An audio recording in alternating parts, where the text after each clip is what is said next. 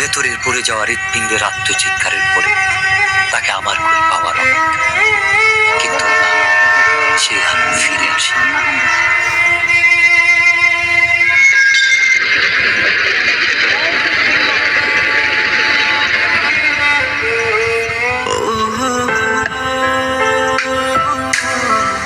তবে এসেছিল এই পাহাড়ের পাদদেশে আজ থেকে অনেক বছর আগে। সন্ধ্যের যুগেরা সীমান্ত পৌঁছেছিল শেরপুরের প্রত্যন্ত একটি গ্রাম।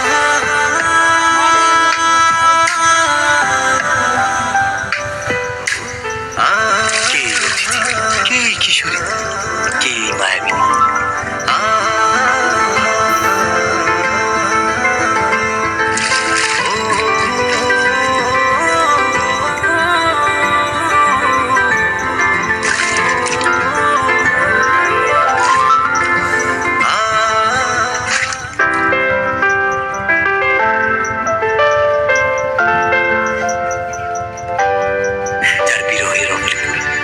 স্বপ্নের মতোই বদলে গেল এক যুবকের জীবনের গল্প।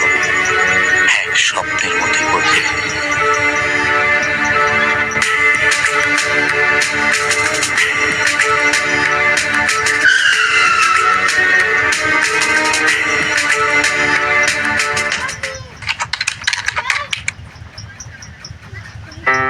খেলাধুলা আর ঘোরাফেরাতে বিভোর হয়ে থাকা ছেলেটার জীবনেও এসেছিল প্রেম।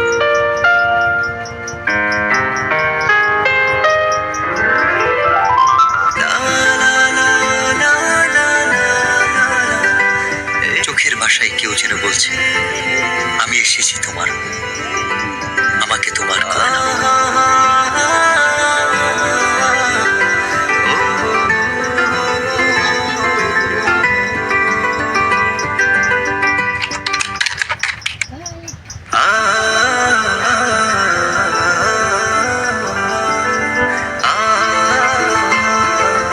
যার সন্ধানে দিন থেকে রাত, সকাল থেকে সন্ধ্যা,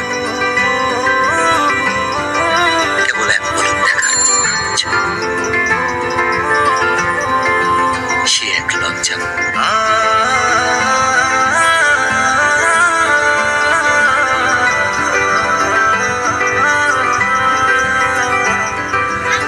এক অদ্ভুত ভালো লাগা, যার অনুভূতি ব্যাখ্যা করা কঠিন।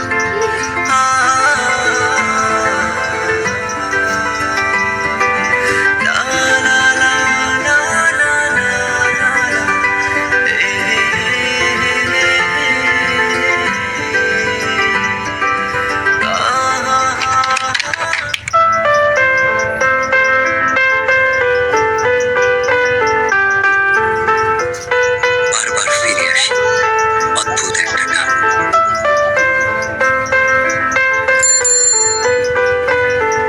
কিভাবে বোঝাই তাকে যা বলতে চেয়েও পারিনি।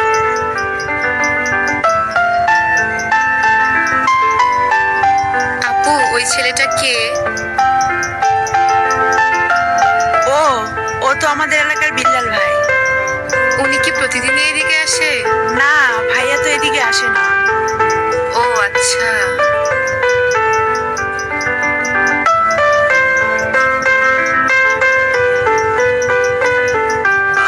অপেক্ষার প্রহর যেন কাটছেই না। বলতে ইচ্ছে হয়, তবে সুযোগ নেই কাছাকাছি আসা।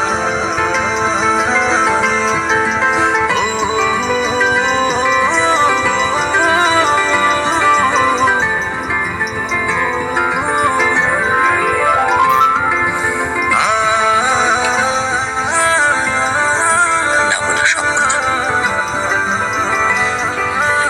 লিখে এনেছি তাই রঙিন চিঠিতে।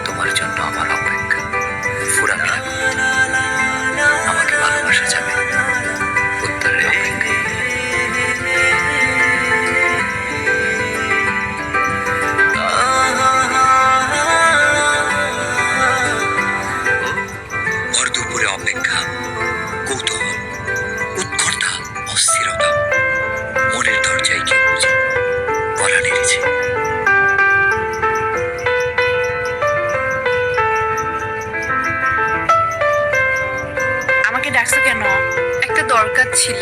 কি দরকার? এই চিঠিটা ওর কাছে দিতে পারবা? ওটাকে? ওই যে ছেলেটা আসে। ও আচ্ছা, বিল্লাল ভাই। আচ্ছা দাও। বিল্লাল ভাইয়ের কাছে তো পৌঁছে দিতে পারবো না, কিন্তু ভাইয়ের সাথে যে ছেলেটা থাকে নুসান, ওর কাছে পৌঁছে দিতে পারবো। আচ্ছা যেভাবেই হোক চিঠিটা পৌঁছে দিও। আচ্ছা। আচ্ছা ঠিক আছে। ভাই, ইদানিং খেলতে যাও না, ব্যাপারটা কি? আমার খেলতে ভালো লাগে না। তোমার খেলতে ভালো লাগে না? ভালো লাগে না। বুঝছি। কি বুঝছস? কিছু একটা চলে। আরে না, এমনি খেলাধুলা ভালো লাগে না। ভাই কেমন আছো? ভালো আছি। এই নুসান, এদিকে আয় তো। কি হয়েছে, এত চিল্লাইতেছস কেন? দেখছস না ভাই আছে? এই চিঠিটা ভাইয়াকে দিবি। কে দিছে? তোর জানার দরকার নাই, ভাইয়াকে দিলে ভাইয়া বুঝতে পারে। আচ্ছা তুই দাঁড়া, আমি ভাইকে বলতেছি। আচ্ছা। ভাই মিলি দিছে।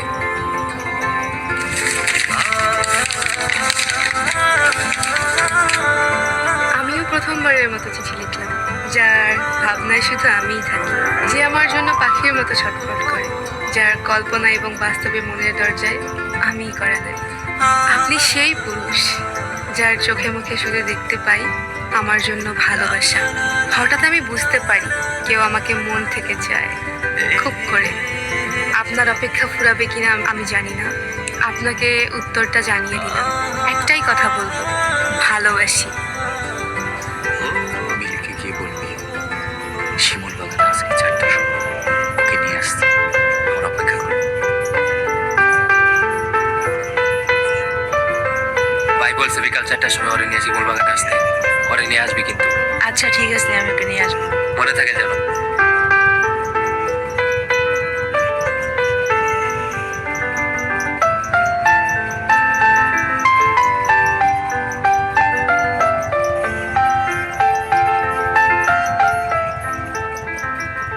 আচ্ছা তুই থাক। আমাকে ডেকেছো কেন? তোমাকে দেখার জন্য। অনেকক্ষণ ধরেই তো দেখছো, আর কতক্ষণ? দেখতে কি প্রবলেম? শুধু কি দেখবা নাকি আর কিছু বলবা? I love you.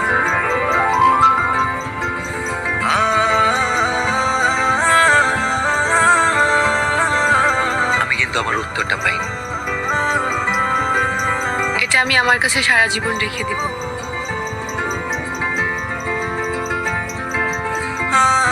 প্রেম বুঝি এতটাই রঙিন লাগে?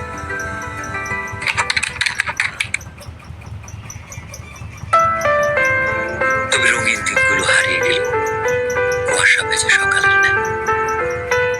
কে জানতো এই দেখাটাই হবে শেষ দেখা?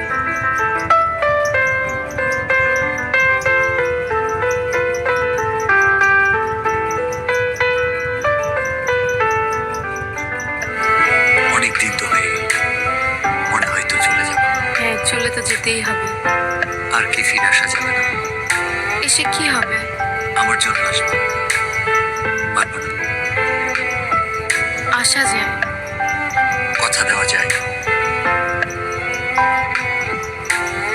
আর ছুঁয়ে কি কথা দিতে হবে? ছুঁয়ে দেখার ইচ্ছেটা পূরণ হবে, সেটা বিয়ের পর। আমি অপেক্ষায় থাকবো। হঠাৎ কাল বৈশাখী ঝড় এসে এলোমেলো করে দিল সবকিছু। এমনটা না হলেও পারত।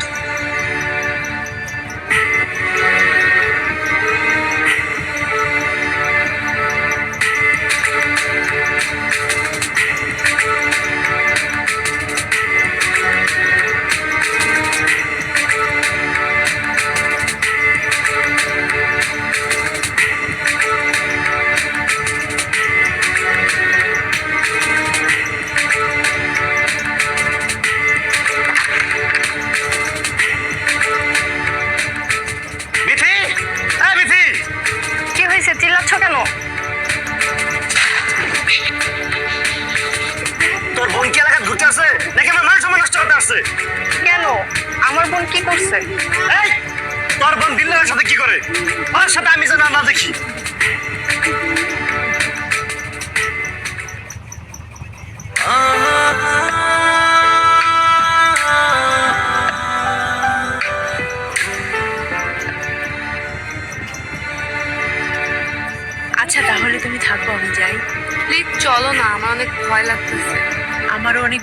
লাগতেছে, চলো না।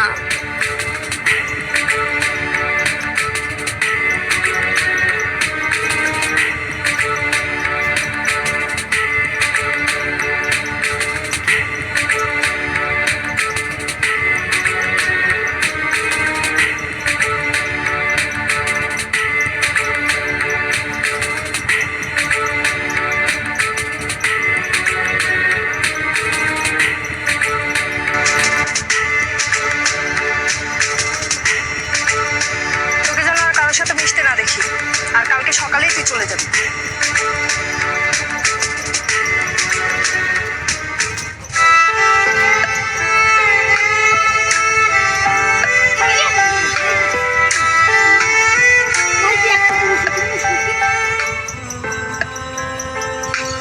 অতিথি পাখিটা কষ্ট নিয়ে নিরে ফিরবে, এটা বুঝি তার রেখে যাওয়া শেষ স্মৃতি। চোখের জলে লেখা যে চিঠি, সেটা শুধু একটা কাগজ নয়, হৃদয় গহীন জমানো কথার উন্মোচন।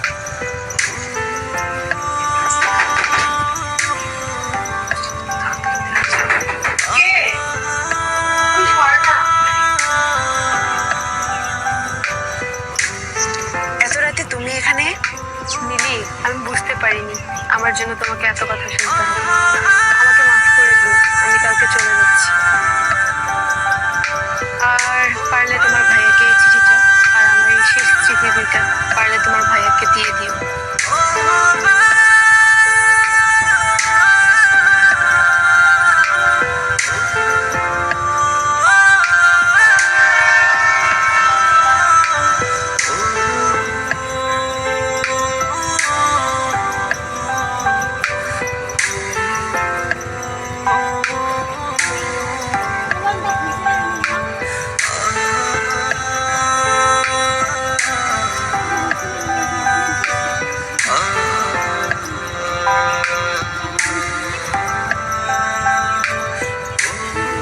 রঙিন চিঠিতেও রঙ আছে কাছ থেকে দূরে যাওয়ার কোনো একটা ভয়ানক গল্প, যে গল্পের শেষ হবে না।